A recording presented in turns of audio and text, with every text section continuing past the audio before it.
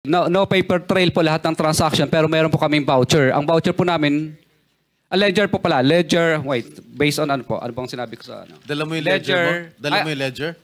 Na hindi po, hindi po. Binibigay mo? Hindi po. Ledger lang po yun sa office namin. Yes, pero siyempre po, pag pinapirma po namin sila, hindi sila pipirma doon. Kumbaga, para matandaan lang po namin na nung panahon na to at araw na to, nagbigay kami ng ganitong halaga. For our, siyempre, para malaman po na, records lang po namin. Mr. Chair, I move that we subpoena that ledger, Mr. Chair, so that we'll have a copy here in the committee, Mr. Chair.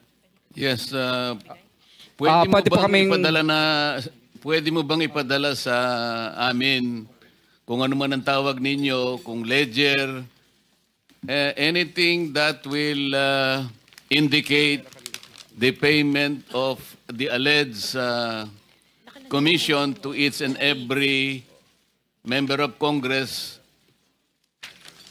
subject of your sworn statement. Yung record mo ba, nagsimula anong taon?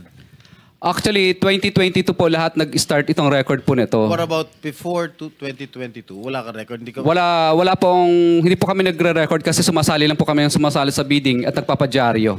So, Mr. Chair, I move that we subpoena duces tecum all the documents or the ledgers that are in possession of Mr. Diskaya.